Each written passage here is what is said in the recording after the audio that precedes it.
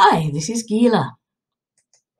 Here in Israel, after restricting people to groups of no more than 10, leading to some creative wedding arrangements, for instance in a supermarket or with just groups of only a few people on different balconies overlooking the place where the actual couple were getting married. Now in Israel we've been told not to go out unless absolutely necessary. In other words, we all have to stay at home, except to go shopping or necessary work.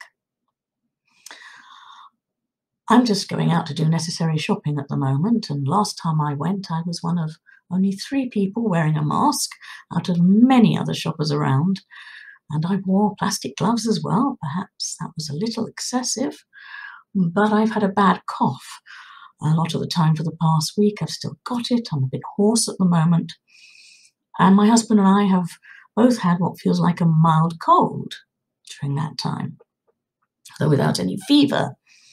So I'm being careful, not just for the sake of other people, but actually for my own sake too. I don't want, if it's not coronavirus, which I hope it's not, I don't want anything else, thank you.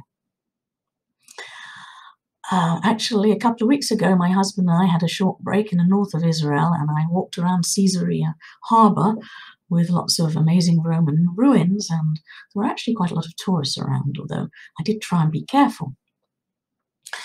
Now, the restrictions in Israel may seem rather draconian, and we have only a little over 300 coronavirus cases as I'm recording this. And some people with the disease mildly are being put up in luxury 5-star hotels in Israeli cities for their quarantine. But the most important factor that can limit the virus's spread is to avoid giving it the chance to spread physically as far as you can. Though, if you consider how many people die from flu complications around the world, maybe this is overkill, and perhaps producing a lot of fear in people unnecessarily. Most people who get it will get over it.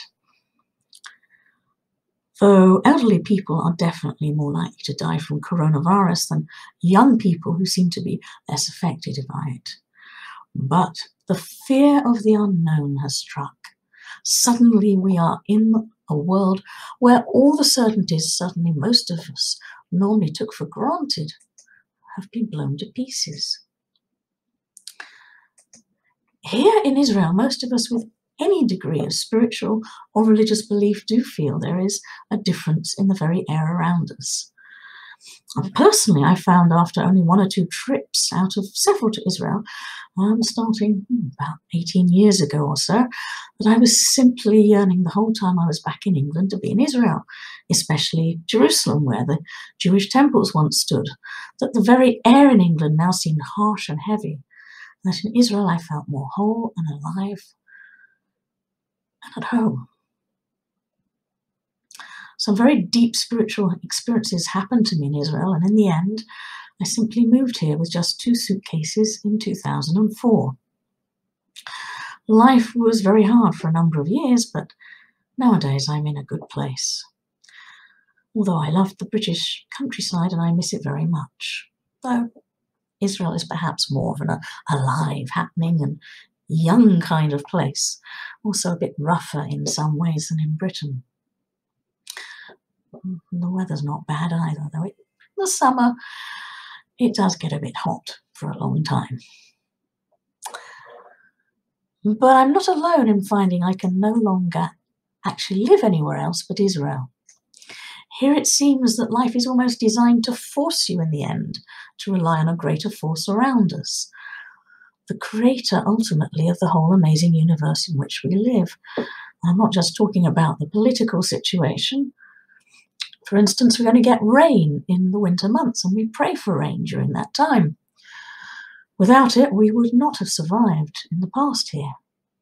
And a long history of the Jewish people living in Israel, starting from probably about 3,500 years ago. Last winter, and this one just gone, we've actually had more rain than usual, which has helped fill up more of our natural reservoir, the Sea of Galilee. And I guess that's ultimately what I really wanted to say this time. In the end, so long as you're trying to do good in this world, to become a better, more loving and kinder person than you were yesterday, then I do believe you're on a good path, which is definitely bringing you closer to the infinite and loving creator of us all, even if you don't believe in him or in any organized religion. Personally, I've been left in no doubt that not only does God exist, but he or she or it is the ultimate infinite reality all around us, which is normally hidden from us, and that none of us can do or even think anything without him knowing it. They do say there are no atheists in foxholes.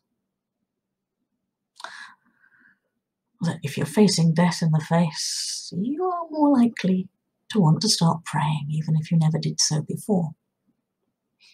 Ultimately, of course, I believe in freedom and human rights, and that's up to you.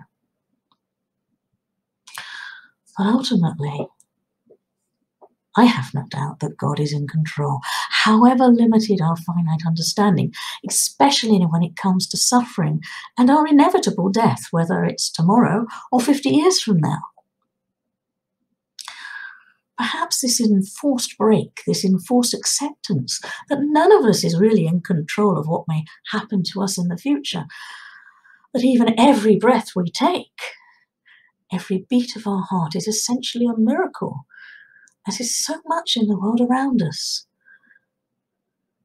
And that perhaps is something we can actually try to find a way to embrace. That life is essentially a gift, not a right. Though, of course, we surely need to do all we can to save life, if we possibly can. So, I hope that you stay healthy, stay safe, and are also able to make the best personal use of any enforced time of reflection. Thank you so much for listening to me today. Be well. Goodbye.